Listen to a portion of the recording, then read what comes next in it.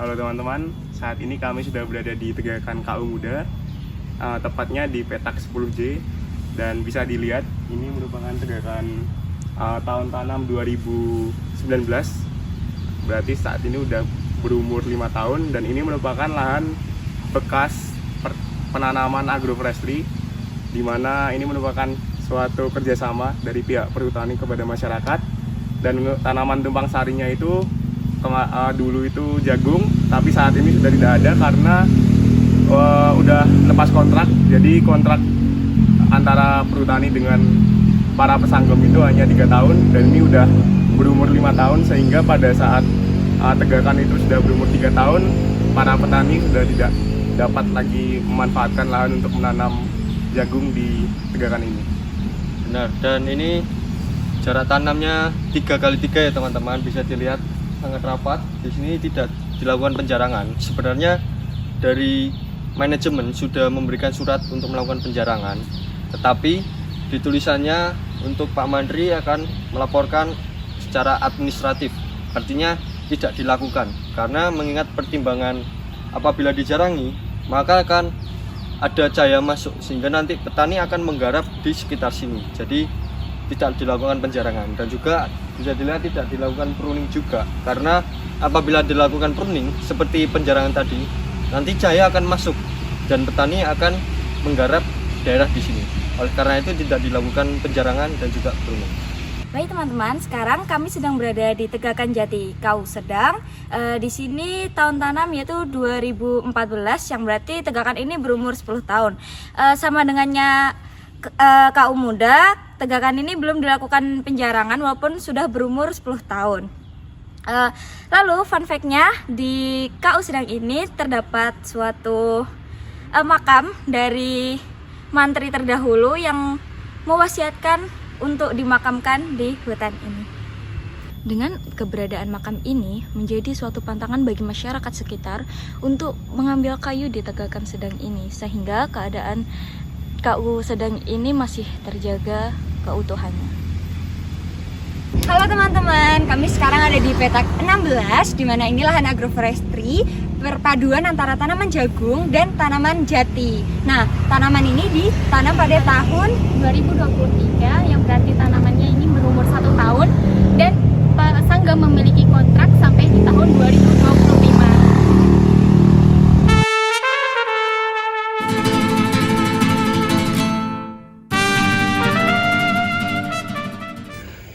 Ya, nama saya Mastur.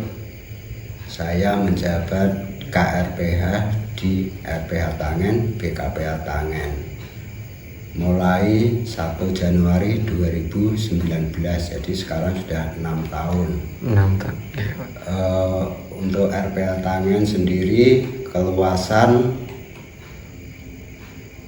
1290,28 hektar. Itu terdiri kalau tidak salah 21 anak petak, dan untuk yang anak petaknya kami tidak apa kalau tidak membuka.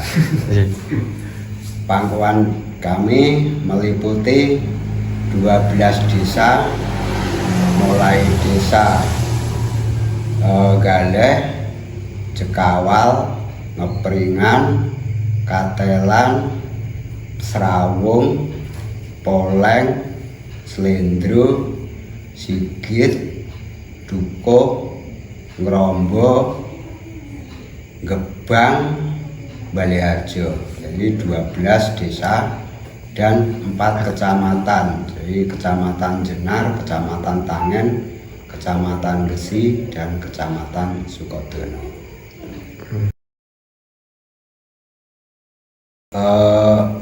Masalah sosial di sini yang pertama adalah penggarapan, karena penggarapan itu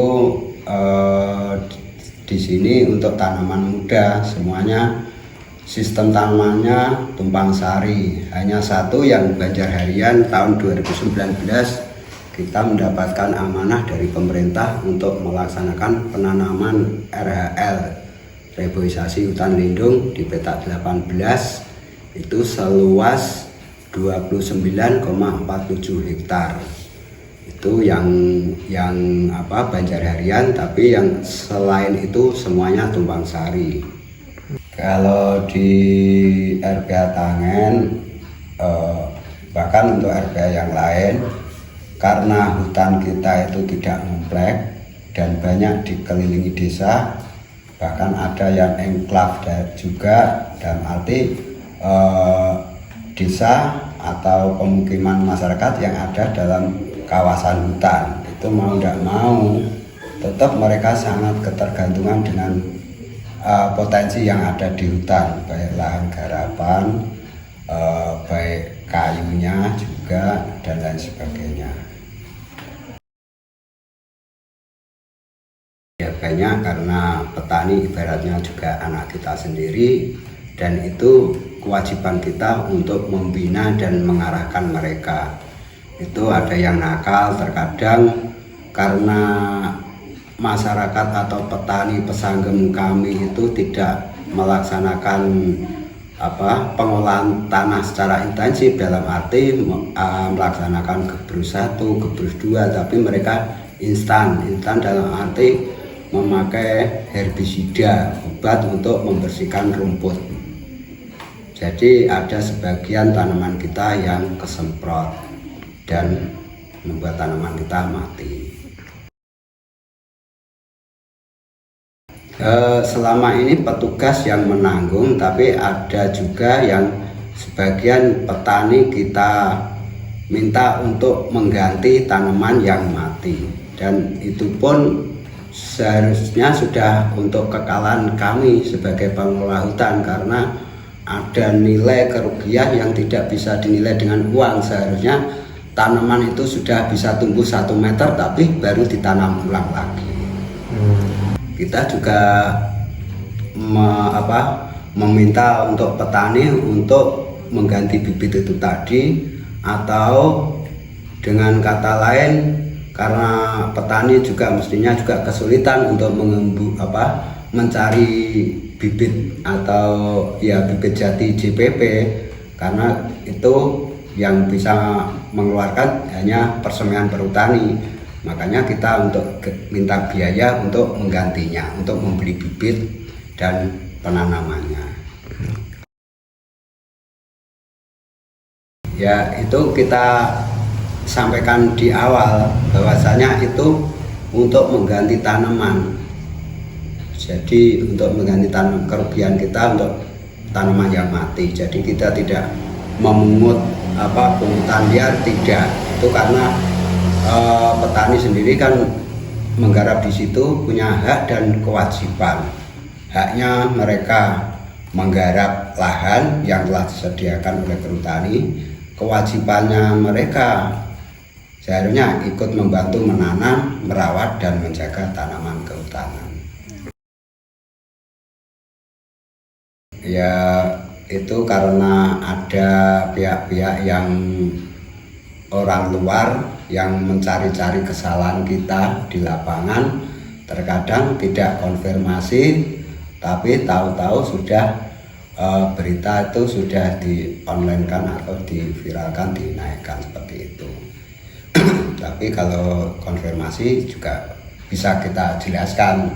Kita meminta uang itu dalam arti untuk mengganti tanaman yang mati karena diakibatkan oleh kenakalan atau kelalaian dari petani atau pesanggem peta tersebut. Jadi perhutani atau kami bekerja sesuai dengan RKAP. Itu peta-peta yang tahun penjarangannya seharusnya dilaksanakan, itu kita sudah membuat SPK. Kita sudah mendapatkan SPK, yaitu surat perintah kerja untuk melaksanakan penjarangan di peta-peta yang seharusnya dijarangi. Tapi karena itu tidak dilaksanakan, maka dalam laporan kita di buku obor kita tulis administratif sonderloon atau tidak dilaksanakan, dan kita tidak meng-SPJ-kan atau membuat surat bukti penjarangan.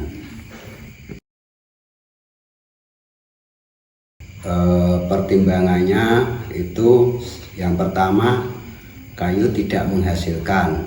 Dalam arti kalau kayu umur 5 tahun itu penjarangan pertama itu dilaksanakan, pertama kayu tidak menghasilkan, nilai jualnya itu berupa kayu bakar. Dan yang kedua, kalau itu dilaksanakan penjarangan nanti akan memancing masyarakat ikut menjarangi tanpa bisa kita kontrol. Untuk yang kaum muda yang seperti yang petak 10J tadi ya, untuk petak 10J tidak di pruning karena di situ sudah ada tidak ada pesanggemnya, karena tegaknya sudah rapat ditinggalkan pesanggem, dan kita tidak mengalokasikan atau membuat surat bukti untuk pelaksanaan pruning. Begitu. Karena tidak digarap jadi tidak dilaksanakan pruning. Biasanya kalau digarap sama masyarakat itu masih di pruning, tapi untuk kami malah senang yang tidak di pruning. Karena apa? Karena itu sudah tidak ada yang mengganggu karena tidak digarap oleh masyarakat. Kalau di pruning nanti ada ruang atau cahaya yang masuk, masyarakat juga pengennya masih ingin menanam di situ lagi, dan akibatnya mungkin lebih parah lagi, dalam arti tanaman kita jadi rusak. Nanti B3 masuk lagi, karena B3 itu juga dampaknya jangka panjang untuk tanaman. Kalau di herbisida masuk terus kan tetap ini akan mengganggu pertumbuhan tanaman juga. Pernah jadi karena keterbatasan personel dengan keluasan hutan yang sebegitu luas, jadi perbandingannya kita dengan KPH Ngundi sama-sama kelas perusahaan Jati, itu di RPH Randu, terus RPH Juru Gesing, RPH Androjo itu maksimal 500 hektar, tapi kami 1290,28 hektar dengan 3 personil yang semuanya itu bertanggung jawab, mulai pekerjaan perhutani dari tanaman, pemeliharaan, terus agroforestry, terus pemanenan, semua juga ikut terlibat di dalamnya. Jadi untuk mengcover keluasan sebegitu luas, kami sebetulnya juga tidak mampu juga, tapi kita juga tetap berusaha untuk patroli yang petak-petak rawan pada jam-jam rawan untuk mengantisipasi pencurian kayu itu tadi.